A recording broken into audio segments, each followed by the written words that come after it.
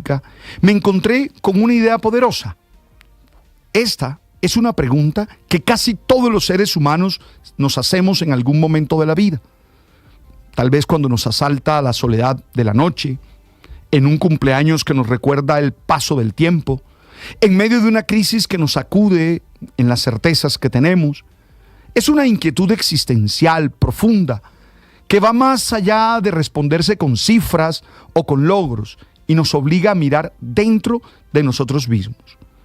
Van Zuley nos invita a reflexionar sobre cómo la sociedad nos empuja a medir nuestra vida en términos de productividad y éxito. Cuánto dinero tengo, cuántos logros de esos que da la sociedad he logrado. Y eso nos hace creer que siempre podríamos haber hecho más, que lo logrado nunca es suficiente. Pero ojo, hay que tener cuidado. La vida no es una competencia con un ideal inalcanzable. Si nos dejamos atrapar por la angustia de esa pregunta, corremos el riesgo de vivir en una insatisfacción permanente, reduciendo nuestra existencia a una lista interminable de pendientes. La verdad es que hay que abordar esa pregunta con honestidad y sin culpa. Puede convertirse en una invitación a crecer.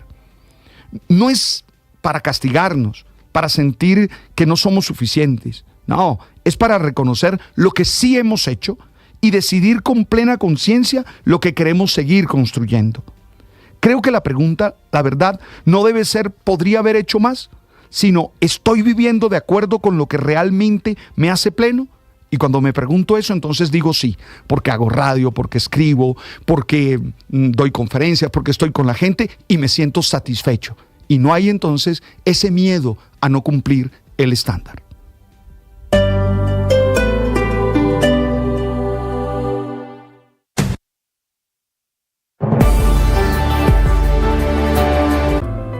Llegó la hora de fluir con el planeta y actuar para proteger las reservas de agua que nos quedan. Día a día podemos hacer algo para unirnos a la corriente del cuidado del agua. No es un chiste. Debemos cuidar el agua. Unirnos a la corriente de las acciones sostenibles hará la diferencia. Todos podemos ser protagonistas de esta gran historia. Cuidar el agua, la corriente que nos une. Una campaña de Caracol Televisión, Blue Radio y La Calle. Hola, los invitamos a escuchar el podcast ELN Entre Fusiles y Diálogos, 60 años de la guerrilla más vieja de América Latina, un podcast que pueden escuchar ya en todas las plataformas de audio. Si quieren entender la historia del ELN, cuándo comienza y cómo ha llegado al punto donde ha llegado, que tiene hoy en jaque no solamente el proceso de paz, sino toda una cantidad de personas y de comunidades confinadas. Gracias a ustedes. Nuevamente Mañanas Blue con Néstor Morales es el programa hablado más escuchado y visto de las mañanas en Colombia. Les vamos a contar noticias de Colombia y el mundo. Bienvenidos esta mañana y alerta. 1 millón de gracias por estar cerca. Blue, más que radio.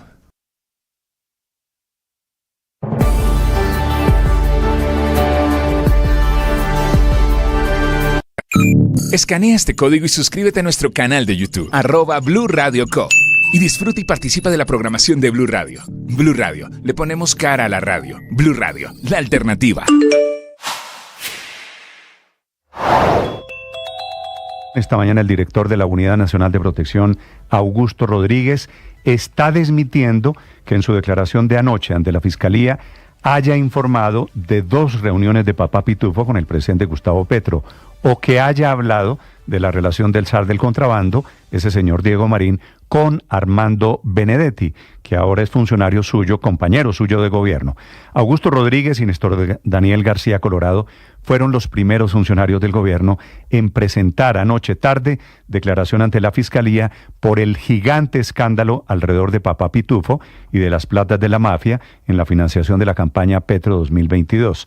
El testimonio de él, director de la UNP, ex compañero de lucha del presidente Petro en el M-19, es clave porque no solo es funcionario del gobierno, sino que fue clave en campaña. Trabaja con el presidente Petro desde la época de la UTL, desde la época del M-19 y lo ha acompañado en buena parte de las batallas políticas. Una de las emociones que más daño nos hace es el rencor. Porque el rencor significa que la herida sigue abierta. El rencor significa que no hemos sido capaces de superar la situación. El rencor nos hace vivir en el pasado. El rencor nos llena de las peores ideas, de las peores emociones. Por eso hoy quisiera invitarte a que perdonaras, sabiendo que ese es el mejor regalo que tú te haces. La pasión y la afición en juego y los datos de lo último en deportes se lo presenta Mañanas Blue. Ya son las 7 de la mañana, 5 minutos, momento para hablar de deportes, momento para hablar de la Copa Libertadores. La ilusión santafereña comenzó mal en la Copa 2025. Y eso que Hugo Rodallega marcó tempranito, al minuto 2, un gol que parecía enrutar la victoria del rojo bogotano ante la asistencia de Harold Santiago Mosquera. Bueno, lo cierto es que luego llegaron opciones increíbles, un par que erró el Independiente Santa Fe para sentenciar el partido. Luego Deportes Iquique, un muy humilde, muy flojo equipo chileno, le quitó la pelota, le generó opciones y lo más preocupante, le marcó 2 goles en desatenciones defensivas. Primero aparecería de cabeza Edson Raúl Puch y luego una mano de Kevin Cuesta sancionada como pena máxima le permitió a Puch marcar el segundo y convertirse en el héroe del Iquique. Así que esta fase 2 no arranca bien para Colombia con Santa Fe en el juego de ida. La vuelta será en Bogotá el próximo martes 25 de febrero y se jugará en el Estadio Metropolitano de Techo. ¿Qué necesita Santa Fe? Remontar, conseguir una victoria para poder enrutar su clasificación a la próxima fase, en la que de momento enfrentaría a la Alianza Lima de Perú, porque el conjunto íntimo, como le llaman, el equipo peruano, derrotó 1-0 a Boca Juniors en Lima con gol de Pablo Cepelini, este argentino que tuvo paso por el Deportivo Cali en Colombia. En la Copa también de Strongers igualó 1-1 frente al Bahía de Brasil en territorio boliviano. Hoy tendremos Champions, los playoffs, los juegos de vuelta, Real Madrid-Manchester City, el duelo que llama poderosamente la atención en el planeta. La serie la ganan los españoles 3-2. Este duelo definitivo contará de nuevo con Rudiger y Alaba, que vuelven a defensa en el equipo de Ancelotti. Estarán Bellingham, Vinicius y Mbappé. Guardiola primero dijo que tenía un 1% de opciones de pelear en el Bernabéu y luego dijo a la prensa, les mentí, tenemos opciones. Así que hoy veremos si el City tiene las armas para voltear esta serie. Estará Nico González, el exporto, y también a Omar Marmoush, el hombre del triplete contra el Newcastle por la Premier, que se ha convertido en la nueva carta de gol, claro, teniendo en cuenta que aparecerán Haaland y Foden en el campo del Santiago Bernabéu. Ese juego será hoy a las 3 de la tarde en Colombia. También se verán las caras para definir serie, Borussia Dortmund y Sporting, el Paris Saint-Germain y el Brest, y el PSV frente a la Juventus. Y en el radar internacional, atentos porque hoy en Premier League Aston Villa recibe al Liverpool. A ver si Luchito Díaz, el guajiro, el colombiano, aparece en la titular. Recordemos que el Liverpool es líder con 60 puntos, mientras que el Aston Villa, ya hace rato sin John Hader Durán, se fue al fondo, se desfondó, es noveno en la Premier con 38 unidades. Y en Colombia, Liga Betplay, el Junior ganó en Tunja ante el Boyacá Chico 2-0 con Jimmy Chará y Brian Castillo como autores de los goles. Otro visitante que ganó fue el Cali en casa de Llaneros en Villavicencio con anotación de Javier Reina. Y el Bucaramanga, ya sin duda Mel, no arranca, 0-0 frente a Alianza Valledupar. Con estos resultados, Medellín sigue siendo líder con 11 puntos, ahora Junior es cuarto con 9 y sexto el Cali con 8 unidades. Hoy cerraremos la fecha 5 con el clásico del eje cafetero entre Once Caldas y Deportivo Pereira. Y ojo porque la Fórmula 1 tuvo una presentación mágica, la nueva temporada pinta espectacular, por lo menos el arranque en el escenario del O2 en Londres fue bellísimo, celebrando los 75 años de la gran carpa del Gran Circo de la Velocidad. Las 10 escuderías presentaron sus monoplazas 2025. Cada equipo tuvo aproximadamente 7 minutos para presentar su performance, cada uno de sus vehículos de una manera particular. La más llamativa sin duda fue Aston Martin, a ritmo de James Bond, con un Fernando Alonso empoderado. Ferrari también tuvo una presentación mágica. Lo cierto es que después de este show show la próxima semana serán ya los test de pretemporada en Bahrein. Se acerca la Fórmula 1, se acerca la fiesta de los más veloces de la velocidad. 7 de la mañana, 9 minutos, los deportes a esta hora en Mañanas Blue. Estás escuchando Blue Radio.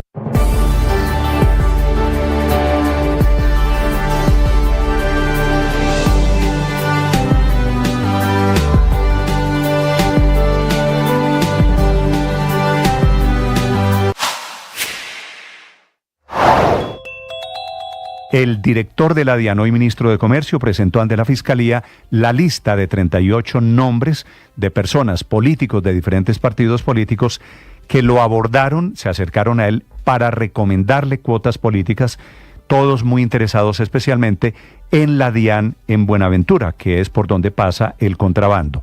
Desde Roy Barreras hasta Alfredo Sade, el famoso pastor, pero pasando también por congresistas del Partido Conservador e inclusive del Centro Democrático. Es decir, está quedando al desnudo, por otro lado, la manera como sin ninguna vergüenza, sin ningún pudor, inclusive políticos de la oposición, piden cuotas en el gobierno de Petro.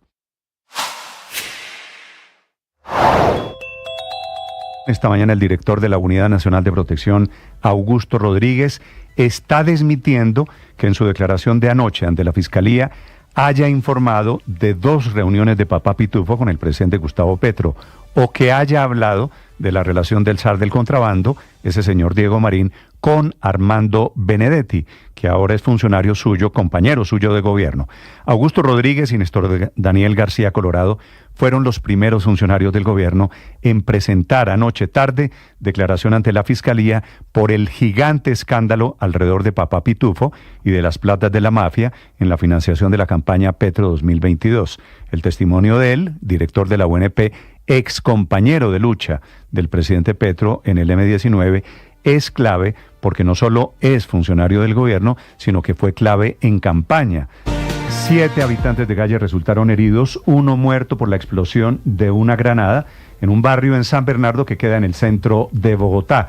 Una historia que investigan esta mañana las autoridades intentando detectar si fue un accidente, si a uno de esos habitantes de calle le explotó la granada o si fue un atentado terrorista. En las calles, en el centro de Bogotá esta mañana, Eduard Porras. Néstor, nuevamente buenos días para usted y buenos días para todos los oyentes de Blue Radio. ¿Quién lanzó la granada que dejó heridas a 7 personas y una más falleció en el sector de San Bernardo en pleno centro de la ciudad? Esa es la duda que tienen las autoridades tras conocerse de este penoso caso ocurrido después de las 10:30 de la noche y cuando alguien lanzó o tal vez se le cayó esa granada de fragmentación mientras que estaban varios habitantes de calle en la esquina de la carrera 11 con calle Quinta. Esa onda expansiva afectó a varios de los hombres que se encontraban en este sitio, que de inmediato fueron trasladados por los policías que se encuentran en este lugar del centro de la ciudad, porque es una zona que siempre está custodiada por las autoridades, que tiene vallas sobre la carrera 30 y que evita que algunos recicladores y habitantes de calle salgan a hacer de las suyas sobre esta importante vía. Lo cierto es que las autoridades al final, casi a las 11 de la noche, manifestaron que uno de ellos murió y 7 más se encuentran recluidos en el centro médico en el Hospital Santa Clara y 1 con gravedad producto de esa onda expansiva. El subcomandante de la Policía de Bogotá, el coronel William Lara, estuvo en el punto y habló con Blue Radio acerca de lo que pasó en la localidad Santa Fe. Bueno, se presenta un hecho lamentable donde se activa un artefacto explosivo. Nuestros técnicos de Policía Judicial y de antiexplosivos están verificando si corresponde a un artefacto explosivo improvisado o a un artefacto explosivo industrial. Aquí se presenta una lesión a habitantes en condición de calle, 8 personas en total. Son trasladados al Hospital Santa Clara, donde lamentablemente uno de ellos fallece producto de las lesiones. Tan pronto ocurrió el hecho, la zona fue militarizada. Hombres de la SIJIN, la CIPOL estuvieron analizando y verificando en cámaras de seguridad. Hay 2 grandes de la misma Policía Nacional para identificar las causas exactas y el hecho, cómo ocurrió exactamente en esa entrada al barrio San Bernardo. En este momento los investigadores continúan analizando la zona y hablan que posiblemente pueden ser retaliaciones entre bandas dedicadas al microtráfico, que hay 2 bandas conocidas como la de los costeños y la de los venezolanos, tratando de apoderarse de esta zona de microtráfico en pleno centro de la ciudad. Eduard Porras, Blue Radio. Estás escuchando Blue Radio.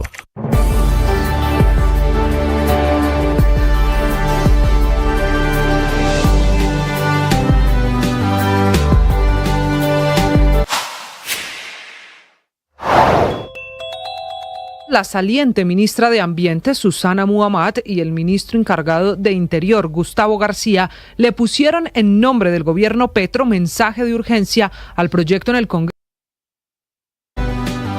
7 de la mañana, 15 minutos. Atención, el gobierno decidió ordenar el cierre de 48 estaciones de servicio, quiere decir bombas gasolineras en norte de Santander. La amenaza o el riesgo que ve el gobierno es que le están vendiendo allí gasolina a la industria de economías ilícitas que hay en esa zona, al amparo todo de la conmoción interior. Es decir, los grupos, las bandas criminales en esa zona del Catatumbo norte santandereano están nutriéndose de gasolina en bombas de carácter legal, en estaciones de servicio que son legales. Protestan las estaciones de servicio. Doña María Eugenia Martínez es la directora de esa asociación de las bombas allí en norte de Santander. Señora Martínez, buenos días. Buenos días. Primero que todo, pues para hacerle una claridad a lo que usted acaba de decir, en los decretos de conmoción interior sale otro decreto el 17 de febrero del 2025, donde se suspenden temporalmente 48 estaciones de servicio del norte de Santander porque deben adjuntar, enviar al Ministerio de Minas las coordenadas geográficas, un certificado catastral, el folio de matrícula inmobiliaria, etcétera. Ya de por sí hay unas estaciones que ya se les levantó la suspensión. Hoy estamos a 19 y ayer por la tarde, ya por la noche, la suspensión ya había sido levantada. De las 48, sí, señor. ¿Cuántas volvieron a trabajar entonces? En este momento, nosotros tuvimos una reunión ayer con el director de hidrocarburos y el equipo de la dirección de hidrocarburos, como la jurídica y otras personas ahí.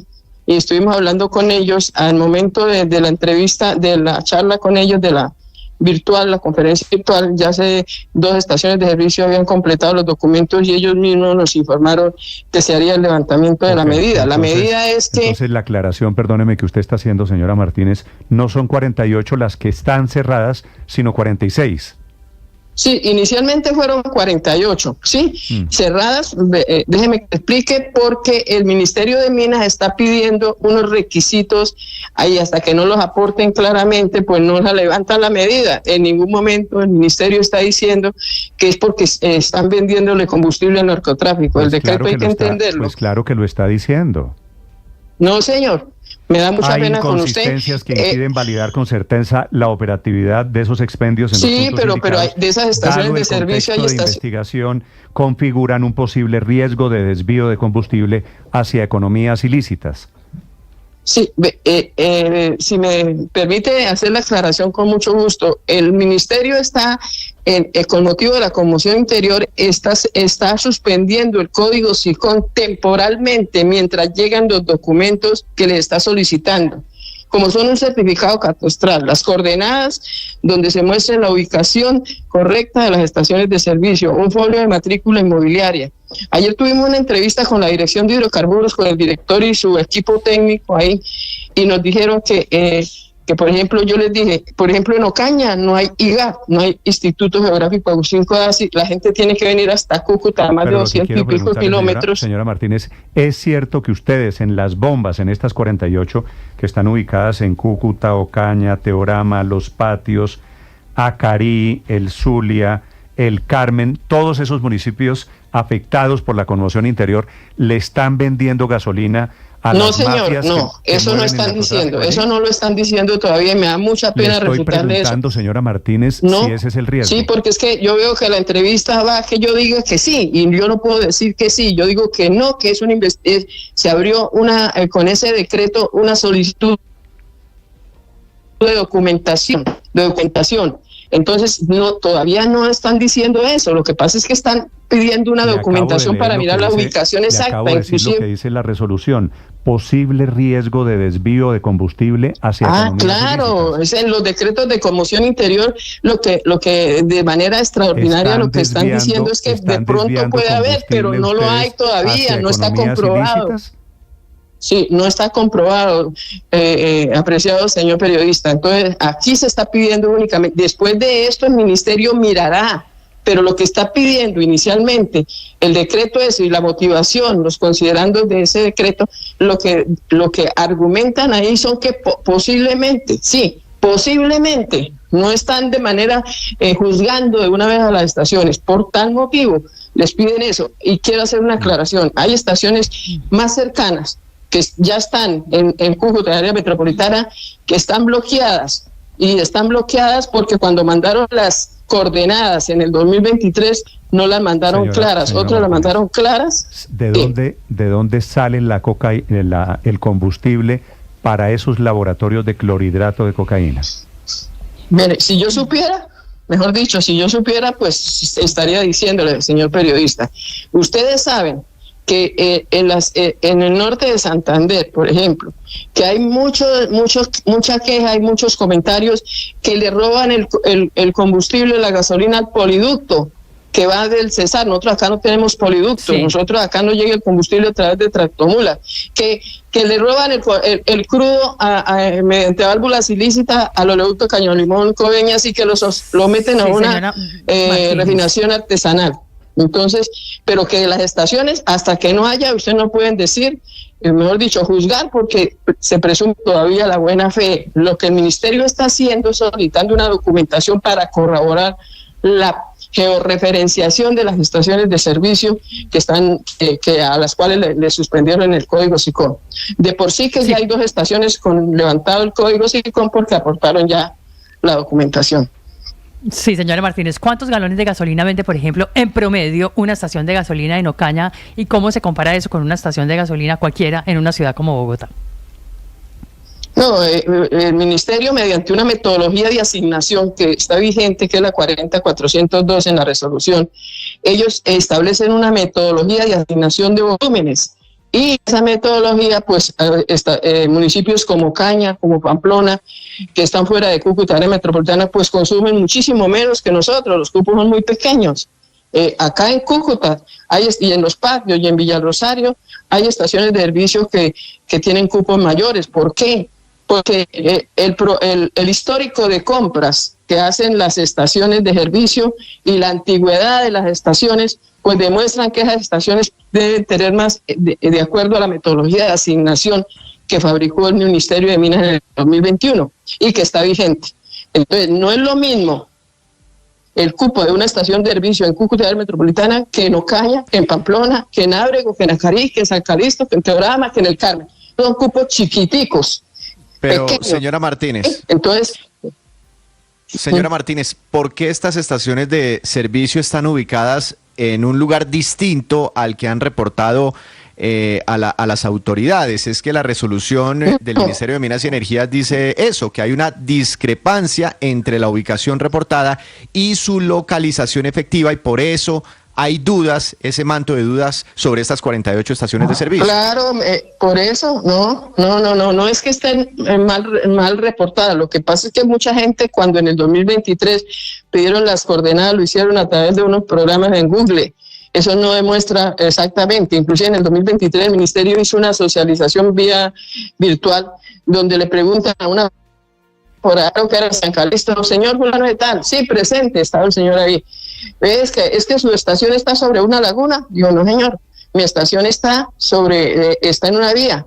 Entonces, ¿por qué figura? ¿Cómo hizo usted las coordenadas? La hicimos por Google. Digo, no señor, usted tiene que contratar a una persona que tenga los aparatos de georreferenciación para que lo haga. Sí, muchas tienen inconsistencias porque no lo hicieron como era, pero no porque todavía no están juzgadas ni están diciéndole, usted está vendiendo esto a esta gente y a esta gente. No señora, así es, por eso cuando usted me lleva a que yo de pronto diga otra cosa, yo le estoy aclarando tajantemente. Sí, pero doña María Pero no se ponga, mire, señora Martínez, le voy a recomendar muy respetuosamente, la molestia de ustedes no debe ser con un medio de comunicación que les está preguntando. Es que el gobierno cerró 48 bombas allá en norte de Santander por sospechas de que le están estamos en conmoción interior y el gobierno tiene facultades extraordinarias. Doña María Eugenia, pero es que la resolución del director de hidrocarburos, y permítame reiterarle esto, dice textualmente: estas inconsistencias, esas discrepancias de las que le hablaba Víctor entre la ubicación reportada y su localización efectiva,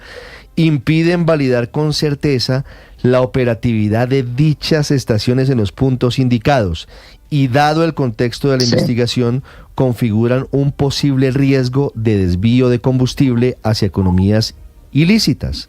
Lo dice la Dirección de Hidrocarburos del Ministerio de Energía.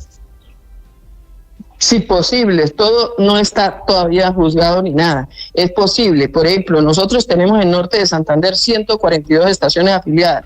En Norte de Santander hay 304 estaciones según el director de Hidrocarburos. Entonces, de las 160, nosotros no podemos dar fe. Nosotros defendemos a los afiliados, sabemos porque ellos la ley, nosotros estamos en un mercado regulado y controlado por el Estado, nos vigilan 5 ministerios, una superintendencia de industria y comercio y un organismo de verificación metrológica. Yo le hablo por las estaciones. Si el gobierno, si el Ministerio de Minas encuentra en esas estaciones de servicio, pues ya será otra tela de otro, de otro costal. Doña María Eugenia. Sí, ya será juzgar esas estaciones de servicio porque están haciendo eso, pero para eso tiene que haber pruebas. Lo que yo le voy a pensar es, las coordenadas no se pasaron en muchas partes como era. Entonces hay inconsistencias en las coordenadas, en la ubicación. El contexto de la resolución dice lo siguiente, y quiero preguntarle por las ganancias de esas 48 estaciones, o en general de las estaciones de servicio en el Catatumbo. Le leo, repito la resolución. La gasolina es el producto más utilizado en el proceso de producción de pasta básica de cocaína y se requieren entre 74 y 86 galones de combustible para producir 1 kilogramo de clorhidrato de cocaína. Además, en la región del Catatumbo, el consumo anual de combustibles asciende a, y escuche la cifra que me parece impresionante, 14.401 millones de galones. Cifra solo superada por regiones. ¿Aló? ¿Me escucha? ¿Doña María Eugenia? Curiosamente aquí se fue la comunicación. Se interfiere. Doña María Eugenia. ¿Aló? ¿Me escucha? Sí, señor. Mire, le decía. Sí, yo lo escucho, pero está... 14.000 galones de gasolina. 14.000 millones de galones de gasolina se consumen anualmente. No, señor, no. Pero lo dice. Mire, primero que todo lo que hablan ahí de 14 millones, son 14 millones, pero no son 14 millones, ahí está equivocado el director de Hidrocarburos. 14.400, Norte de Santander. 1.567.378 galones de gasolina. Cifra solo superada por regiones igualmente asociadas a la producción de cocaína, dice la resolución, como Nariño, Santander. Ahí hay una inconsistencia y que el mismo director de Hidrocarburos creo que ya reconoció que metió las de caminar ahí. No, mire, esos 14.000 millones que ustedes hablan, no, ni siquiera, yo creo que toda América consume 14.000 galones. Nosotros tenemos en Norte de Santander. Señora Martínez. Muy técnica, muy profesional y que yo la aprecio mucho. Cometí un error ahí porque no son 14 millones de galones que para todo Norte de Santander. Cúcuta y área metropolitana tiene alrededor de 8 millones de galones. Sí, los demás municipios de todo el departamento tendrán la diferencia, como 5 millones de galones, nada más. Entonces, ahí hay que corregir eso también porque hay inconsistencia. Yo creo que es conveniente. Yo le voy a escribir al doctor Álvaro, el director de Hidrocarburos, para que corrija esas cifras. Pero, digamos, doña María Eugenia, en gracia de discusión, digamos que hay un error y que son 14 millones de galones, dice la resolución. No son 14, no llega ni a 13 millones y medio, ni a 13 millones. Bueno, se la dejo en 13 millones, pero dice que ese consumo de combustibles solamente es comparable con el de Nariño, Santander y Valle del Cauca, que son zonas también asociadas a la producción en masa de cocaína. Y la pregunta va al siguiente punto. ¿Cuáles son las ganancias anuales de las estaciones de servicio en el Catatumbo? No tenemos eso. Por cada galón de gasolina y de diésel, las estaciones, el margen al distribuidor minorista está en 1.099 pesos con 0.5 centavos.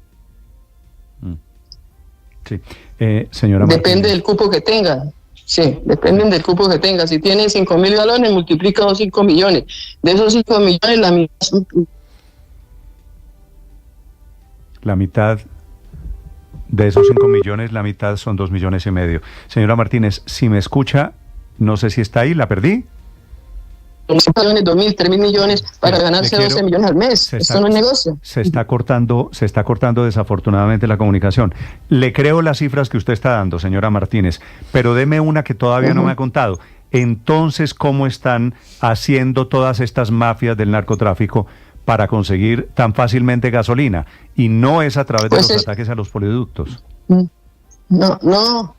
Claro, el ataque de las mismas estaciones de servicio del norte del departamento se quejan porque las ventas están muy bajas, porque me lo dijo un señor, está ingresando combustible del tubo. ¿Cuál es el tubo? Pues el poliducto.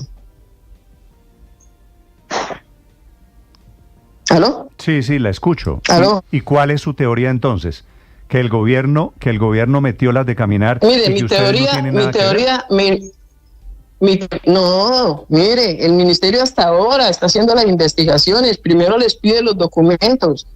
Luego de que le envíen los documentos, encuentren una inconsistencia, irán a una investigación más profunda. Y si encuentran que algunas estaciones de servicio están haciendo lo que ahí les cae todo el peso de la ley. Nosotros no nos oponemos a los controles. Lo que queremos es que las cosas se digan como están sucediendo. Inicialmente esos decretos son unos decretos de conmoción interior que le da al gobierno facultades extraordinarias y de servicio hasta que no aporten los documentos que acrediten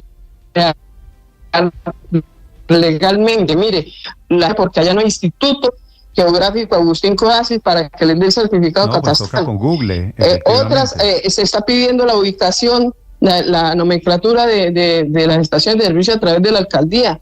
Ayer el alcalde de Cúcuta le dijo a un distribuidor minorista que voy a pedir la certificación de nomenclatura y le digo, no tengo gente para eso.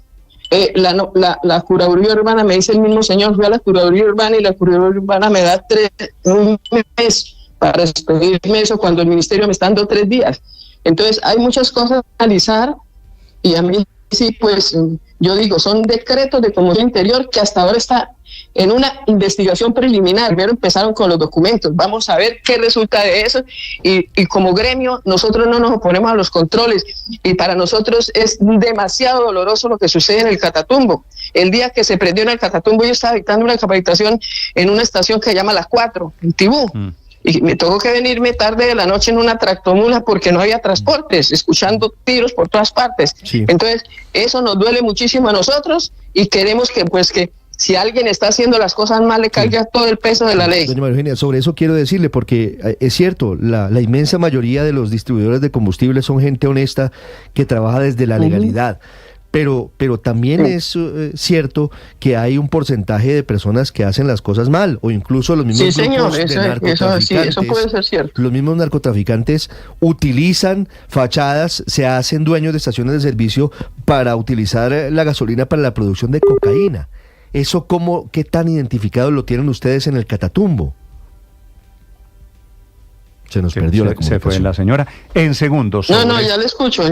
Le preguntaba, sí señora, ¿qué porcentaje o qué tanto cree usted que de esas 48 estaciones o de otras sí están dedicadas a desviarle gasolina al narcotráfico en el Catatumbo? No, yo no podría decir eso porque no me consta. Yo no puedo prejuzgar cuando no me consta. Esa es la labor que tiene que hacer el Ministerio de Defensa, el Ministerio del Interior, ¿sí? El Ministerio de Justicia y Derecho a través de las fiscalías, de los cuerpos de investigación. No puedo decirle, señor, no me llega que yo le diga eso porque no le puedo decir, porque a mí no me consta. Será motivo de investigación y si algo encuentran mal, que le diga todo el peso de la ley al que está haciendo las cosas mal. Sí, yo solo le aclaro una cosa, no es investigación.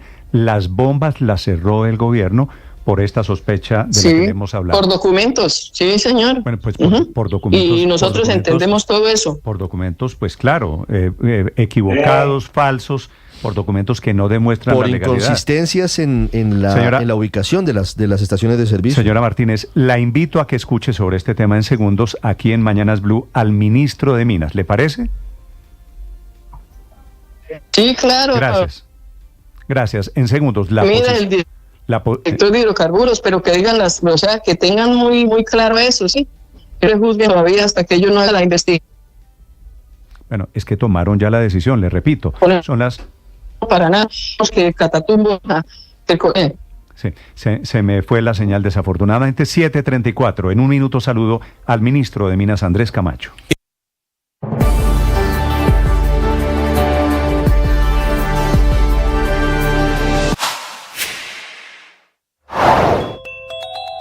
Mientras el presidente Petro se defiende de las acusaciones por el presunto ingreso de dineros de Papá Pitufo, descuida el desorden público que avanza a pasos agigantados. Por segundo día consecutivo, la disidencia de las FARC atacó en el departamento del Cauca, otra vez con drones bombas. 3 de estos artefactos provocaron heridas serias a una abuela de 80 años, que es la segunda mujer herida de gravedad en 24 horas por este grupo ilegal en esa región. Hay desarrollo en el Cauca de la Guerra, pero también en el Chocó, donde se cumple un día del paro armado que tiene inmovilizados y sitiados por bombas a la población civil. Un paro armado que está llamando una estupidez Oti Patiño, que es el alto comisionado para la paz, pero que motivó una nueva alerta de Estados Unidos sobre Colombia para que sus ciudadanos no viajen a ese departamento y para quienes están allí en territorio chocoano se resguarden y se cuiden del ELN, que sigue siendo un grupo terrorista para ese país.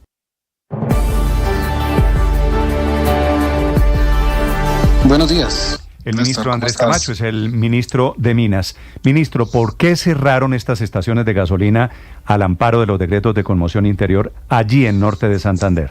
Sí, Néstor, esto hace parte de los decretos de conmoción. Estamos haciendo una revisión sobre especialmente las estaciones de servicio. Es una medida preventiva para que estas estaciones de servicio puedan darnos una información que no corresponde, ya sea por los datos técnicos, ya sea por la ubicación de las estaciones, y hace parte también de las medidas de control para garantizar que el combustible que está llegando especialmente al Catatumbo no se convierta literalmente en un combustible para el conflicto que allí se está presentando.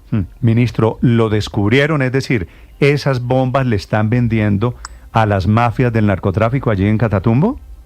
No podemos asegurar nada al respecto. Lo que estamos es haciendo una solicitud de información para verificar los datos técnicos, la ubicación de las estaciones y comprobar si hay alguna irregularidad allí. Es una medida preventiva, una suspensión temporal, y esperamos que las estaciones que tienen toda la información en regla la hagan llegar oportunamente. Ministro, decía esta señora Martínez, la representante de las estaciones de gasolina, hace un minuto, y creo que tiene un punto allí, que allá no hay Agustín Codazzi. Entonces la georreferenciación de dónde están las bombas la hacen a punta de Google, como dice ella, de Google. Entonces es muy difícil tener la ubicación exacta si depende de una aplicación, no depende de una autoridad del Estado, ¿no?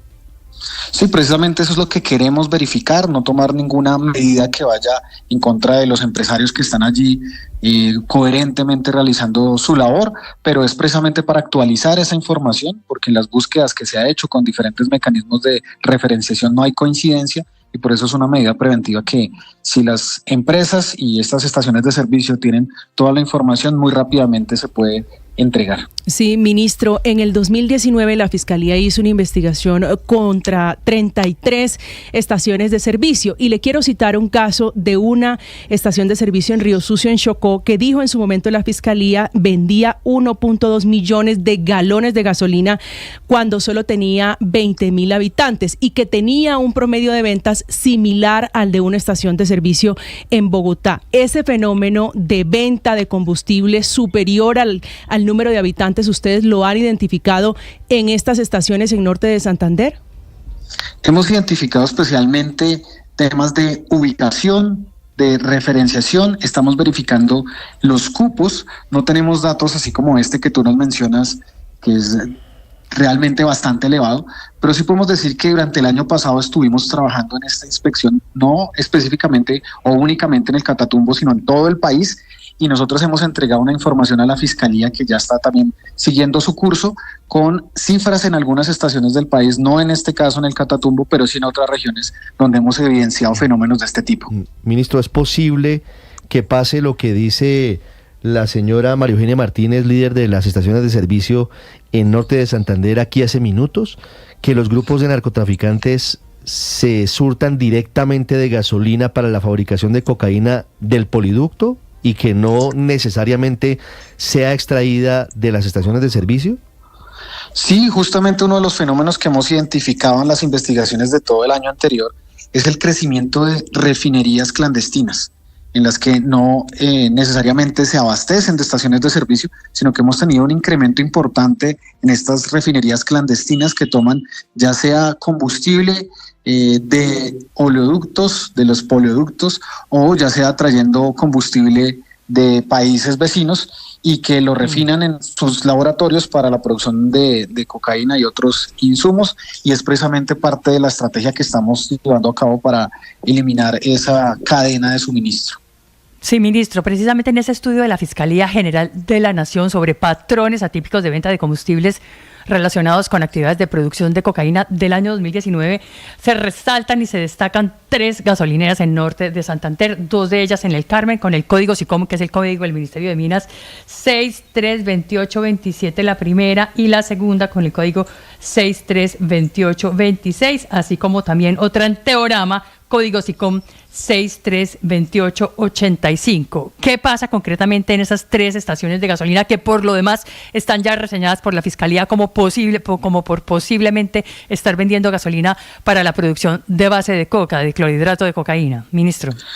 Yo en particular información detallada de alguna de las estaciones no tengo en este momento, pero lo que sí les puedo asegurar es que toda la información con irregularidades o con acciones preventivas que nuestra parte hemos tenido que tomar, lo hemos hecho y hemos entregado la información a las autoridades competentes que esperamos pues en el marco de sus competencias puedan tomar las medidas respectivas. Es el ministro de Minas, el ministro Andrés Camacho. Ministro, aprovechando que lo tengo aquí, quisiera preguntarle sobre el tema del fracking. ¿Cuál es el sentido del proyecto de ley que presentaron desde el gobierno para prohibir legalmente, no como decisión política, para prohibir el fracking en Colombia? Pues hay que recordar primero que en el país tuvimos un intento de pilotos de fracking en Colombia. Esa técnica de fracturamiento hidráulico no está comprobada en nuestro país. Las características geológicas, pero sobre todo hidráulicas de nuestro país son diferentes a las que pueden tenerse en otros países. Y en términos de el abastecimiento de los yacimientos que tenemos, nosotros venimos avanzando especialmente en el gas offshore, en el mejoramiento de la exploración en tierra, y pues este impacto que podría tener este tipo de prácticas, de técnicas, pues tiene unas implicaciones también para un país como el nuestro, mega biodiverso, y ese es el equilibrio que tenemos que buscar en todas estas medidas, ¿no? ¿Cómo logramos el abastecimiento energético? Pero también cómo logramos un balance con los ecosistemas que tiene nuestro país. Pero en ese sentido está orientada la medida. Si esos pilotos, cuando los hubo, ministro, no probaron el daño del fracking, ¿qué sentido tiene prohibirlo legalmente?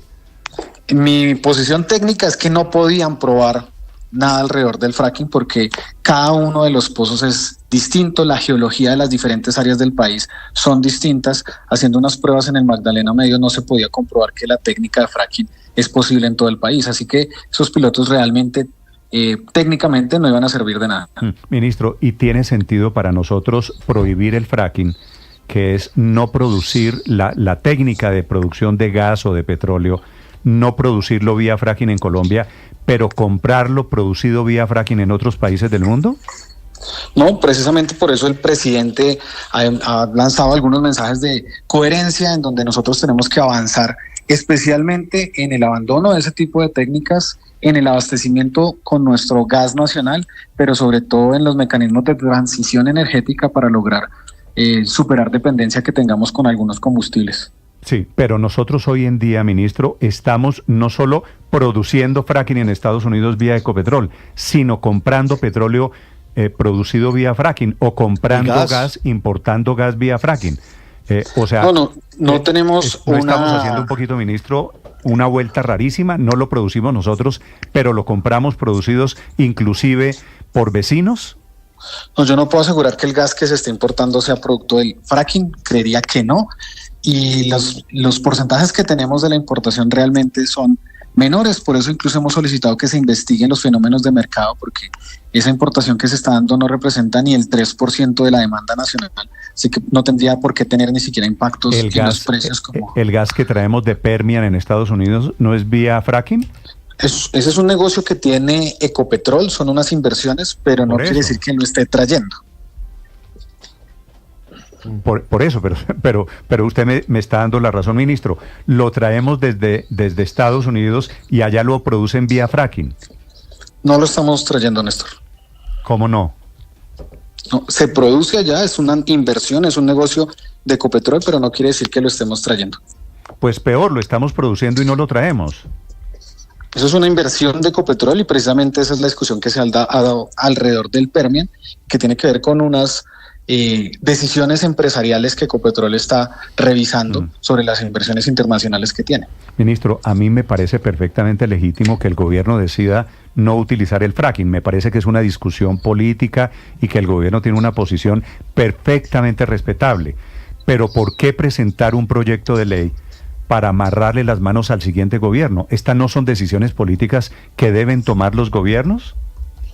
Precisamente eso será producto del debate y lo que ya en el Congreso se ha discutido. Este proyecto de ley creo que es la segunda o tercera vez que se presenta y eso es lo que se discutirá democráticamente en el Congreso de la República, porque es una decisión de país, no es únicamente una decisión de gobierno. Claro. Ministro, ¿en qué va la orden presidencial hace 2 semanas en el Consejo de Ministros para que Ecopetrol se retirara del negocio de fracking en Estados Unidos? ¿Eso es viable? Pues como les señalo, son decisiones empresariales de Ecopetrol y ellos están revisando. Estoy seguro que el presidente de Ecopetrol ha venido analizando, argumentando, haciendo números para ver qué medidas se pueden adoptar en torno a esta inversión que tiene, pero pues no corresponde a las facultades desde el Ministerio de Minas y Energía. ¿Y corresponde a las facultades del presidente, ministro? Al gobierno corporativo de Ecopetrol. Claro, pero del cual no hace parte el presidente. No, por eso el presidente lanza su mensaje, le dice al presidente de Ecopetrol que le pide que revise y es lo que Ecopetrol está haciendo. Es decir, ministro, a estas alturas, la orden fue en el Consejo de Ministros, el país lo vio diciéndole a usted, ministro, me enteré hoy por el periódico que estamos en proyectos de fracking en Ecopetrol, por favor acabe con eso. ¿Esa orden todavía no se ha ejecutado? Pues primero no es una orden a mí, como les señalo, es una decisión de Ecopetrol, es una inversión de una empresa que no está bajo mi órbita. ¿No fue una orden a usted? ¿No le dijo a usted, ministro, haga esto? Hay que revisar con Ecopetrol y es lo que hemos venido haciendo con Ecopetrol, pero pues tú mismo sabes, hay un gobierno corporativo, es una empresa y no está dentro de mis facultades. De hecho, yo no tengo participación en la junta directiva. Por eso le estoy preguntando, ¿cómo se tramita en el gobierno? El presidente lo estaba mirando a usted y le dijo como si le estuviese dando la orden a usted. Ministro, no más fracking. ¿Usted llamó al presidente de Ecopetrol? ¿El presidente de Ecopetrol lo habla con su junta directiva? ¿O cómo es el proceso aquí, ministro? Sí, es justamente lo que les estoy contando. Ecopetrol está revisando sus inversiones, no solo estas, sino otras que tiene en el mundo, para ver, de acuerdo al mensaje del presidente, qué medidas puede adoptar. Sí. Pero ¿quién le llevó el mensaje, ministro? ¿Quién le llevó el mensaje a Ecopetrol? Porque es que todos vimos Yo el mismo. video en que usted habló con Ecopetrol y le dio la instrucción. Sí, claro. No instrucción, le dije, ya viste el mensaje del presidente, creo que hay que revisar pues las inversiones que tienen ustedes, pero es parte del fuero de la empresa. Claro, pero la empresa no tiene una junta directiva que tendría que decidir si es rentable o no salirse de ese negocio. Es una junta directiva en la que el gobierno tiene mayoría. Sí. Es precisamente lo que les estoy señalando. El presidente de Ecopetrol está haciendo pero sus ¿cómo cuentas, entender las eso cifras? si una semana, si 2 días? ¿Qué, Víctor? No, es que le quería preguntar al ministro cómo entender esa decisión si 2 días antes Ecopetrol de hecho había renovado por varios años más ese negocio con la Oxy de fracking allí en Estados Unidos. Sí, la Junta había aprobado otra cosa, completamente distinta. Por eso el presidente dice, no estoy de acuerdo con esa decisión, les pido que la revisen. Y es lo que está haciendo Ecopetrol. Ministro, ¿y la Junta usted ve plan de reversar, de desautorizar lo que ya había autorizado? Pues la verdad yo como no participo en la Junta no tengo el detalle de cómo están las cosas allí, pero estoy seguro que con el rigor técnico debido el presidente de Ecopetrol hará lo propio.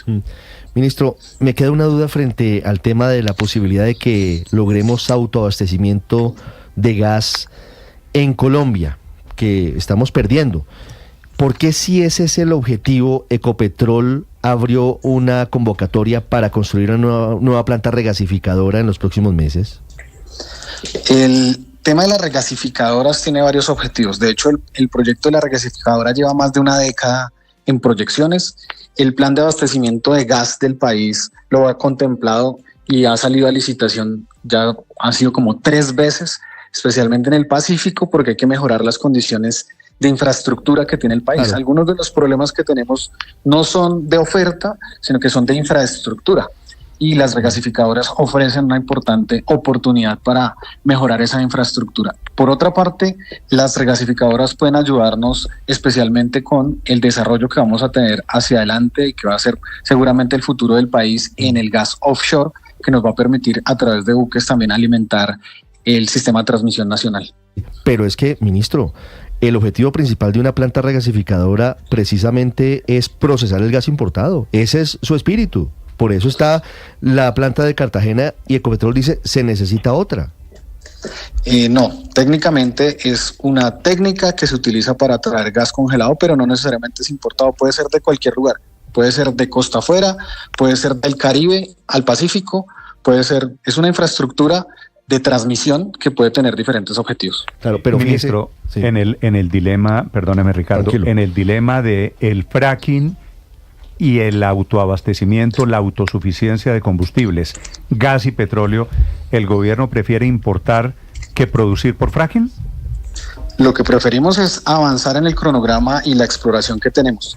El fracking, incluso si se desarrollaran los pilotos, estaría todavía muy lejos, por lo menos una década para ser aprovechado. Así que mi responsabilidad para garantizar el abastecimiento es acelerar los cronogramas que tenemos para tener gas disponible en los volúmenes que ya hemos encontrado, tanto el offshore como el onshore. En tierra hemos encontrado durante el último año y medio, tenemos 17 hallazgos y esos son los hallazgos seguros con los cuales estamos trabajando. Pero, ministro, uno de sus antecesores, el exministro Tomás González, dice que el gas de fracking aquí dentro de Colombia podría estar listo en la mitad del tiempo y costar una tercera parte apenas de lo que nos está costando el gas importado. ¿Esta no podría ser una solución, el fracking en Colombia, para obtener gas, para reducir las tarifas que se nos están disparando en este momento 30-36% en el recibo de gas? Eso es astrología, porque hasta que no se hagan realmente los análisis técnicamente, es geología, hay temas probabilísticos, eso tiene que ver con temas de ingeniería que realmente no se han desarrollado en el país y que hoy, desde mi punto de vista y con la responsabilidad que yo tengo, pues voy a los yacimientos que tenemos más seguros, de los que tenemos que garantizar el cronograma de exploración y explotación, como son los que tenemos en tierra, el mejoramiento de la infraestructura que tenemos y aprovechar el gas offshore que tenemos, que tiene el potencial de garantizarle gas al país por los próximos 30 años. Claro. Ministro, según las cifras que hoy están disponibles, el gas de los proyectos costa afuera, que sería la solución para volver a garantizar el autoabastecimiento, solamente estaría disponible en 2030. Y las cifras también muestran que en 2029 se agotaría la oferta de gas local. ¿Qué hacemos en el entretanto? El último cronograma que tenemos está para 2028 y nosotros estamos trabajando en unas mesas técnicas semanalmente para garantizar que la fase que viene, que va a ser muy importante, especialmente de consultas previas, licenciamiento ambiental, pudiera avanzar lo más rápido que sea posible, de tal manera que ese gas que el país tiene pueda garantizar el abastecimiento y la seguridad energética por los próximos 30 años. Ese es un trabajo que estamos realizando cotidianamente y que es de nuestra mayor prioridad.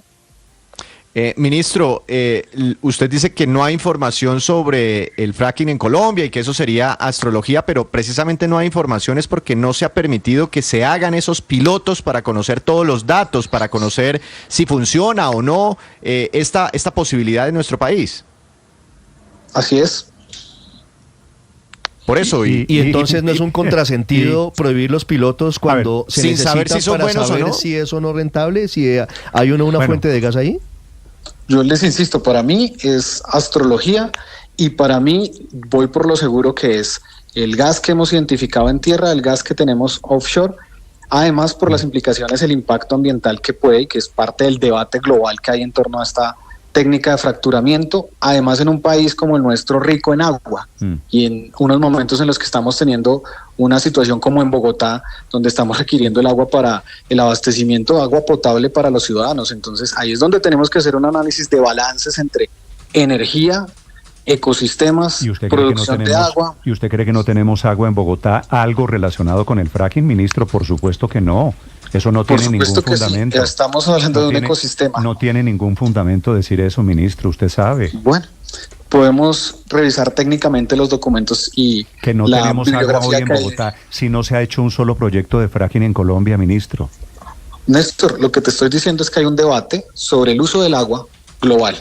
Un debate que hoy, por ejemplo, tiene a Bogotá. Sí, ministro, pero no tiene sentido decirle a la gente hoy tenemos escasez de agua en Bogotá por el fracking, si es que no ha habido fracking en Colombia. Es lo que tú estás diciendo, no es lo que yo he dicho. No, porque usted me relaciona el tema del agua. Néstor, hoy es lo no que tú tenemos estás agua diciendo en y que Bogotá. quieres que yo diga, pero no lo voy a hacer. Sí. Ministro, ¿usted cree que hay posibilidades de que salga este proyecto antifracking en el Congreso tal y como está hoy?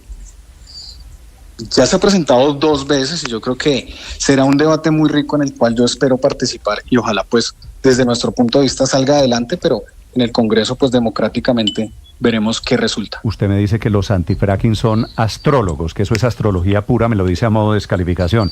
¿Usted cree que los países que están haciendo fracking, Estados Unidos, los países nórdicos, Canadá, eso está lleno de astrólogos? ¿Allá no hay ciencia y allá no hay gente seria? Eso es una afirmación que estás haciendo tú, no es lo que yo he dicho. No, pero le pregunto, es que como usted me dice que eso es astrología, ministro, le pregunto... Para nosotros, sin la información técnica, por el momento es astrología. Pues claro, y no hay información técnica porque no lo hemos estudiado, porque no lo hemos hecho, porque no lo hemos medido. De acuerdo. Vale, estamos de acuerdo en el fondo, ministro. De acuerdo. Vale. Ministro, Señor antes, ministro. antes de despedirlo, solamente una cosa, porque nos da una noticia aquí el ministro Camacho y yo quisiera profundizar un poquito en ella. Nos dice que incluso los nuevos cronogramas darían para que el gas costa afuera, que está en proyectos como el que hay en el Mar Caribe, relativamente cerca de Santa Marta, estarían disponibles en 2028. Ministro, ¿ya se han solucionado solucionado alguna de las 116 consultas previas que han hecho las comunidades? Lo que te señalaba, el reto que tenemos ahora es de consultas previas, licenciamiento ambiental. Nosotros hemos preparado y estamos en todo el alistamiento para acompañar esas consultas previas. Ya se han venido haciendo algunas reuniones.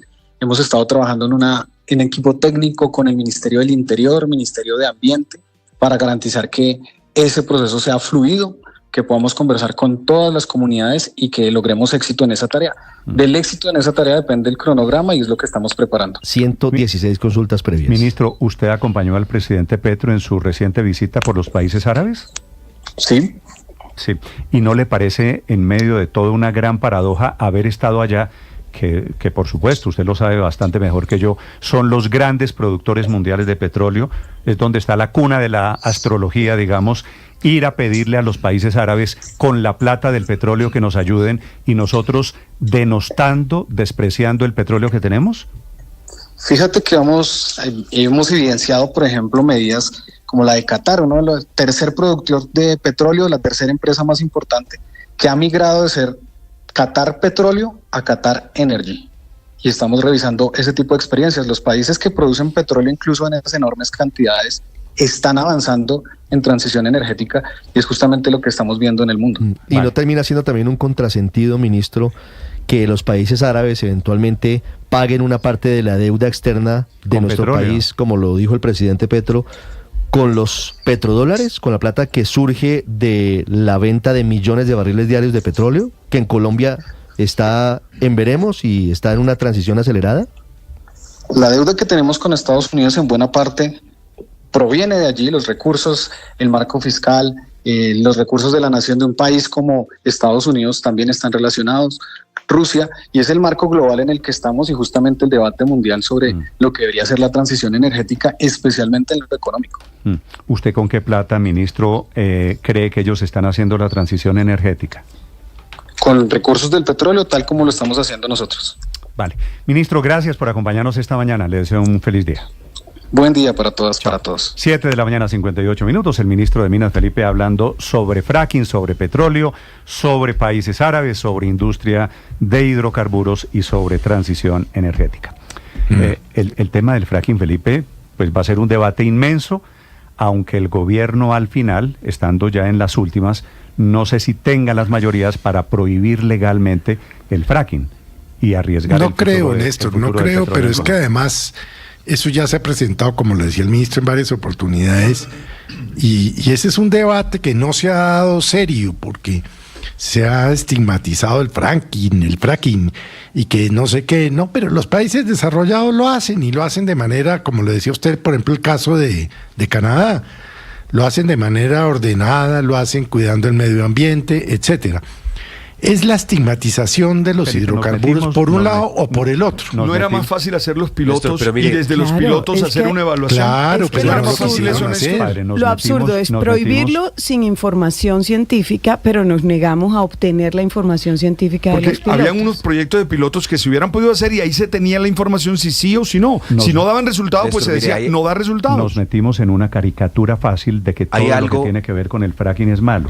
Y que lo que no es fracking también es malo. Entonces aquí estamos en una verdadera situación sin salida. Frente al fracking y frente a los hidrocarburos hay algo que es incontrovertible, y no es porque lo diga Petro, es porque lo vivimos diariamente, y el año pasado fue claro en el contraste entre unas enormes sequías que nos tiene en Bogotá con racionamiento y unas enormes inundaciones que básicamente tuvo a los niños, recordémoslo, en la autopista norte inundados. Eso es efecto del cambio climático, y todos estamos de acuerdo aquí en esta mesa, nadie es negacionista, que el cambio climático se debe justamente a esas energías basadas en hidrocarburos, y por eso, digamos, la intención del gobierno Petro puede ser buena, pero la transición energética de Petro ha fracasado de manera estrepitosa. ¿Por qué es utópica? Porque lo único que ha hecho es generado escasez, porque no ha creado las nuevas fuentes de energías limpias, porque desconoció al mercado como un aliado estratégico, porque a diferencia de lo que están haciendo los países petroleros que nos mencionaba el ministro, como Qatar, que han utilizado justamente la plata del petróleo para hacer una transición energética,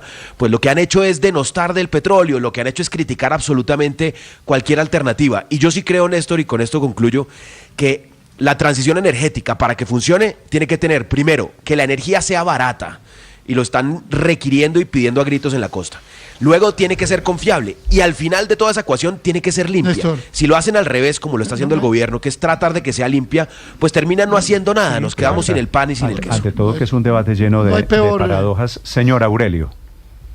No hay peor suerte para una buena causa que una mala defensa, que es exactamente la que acaba de hacer el ministro Camacho.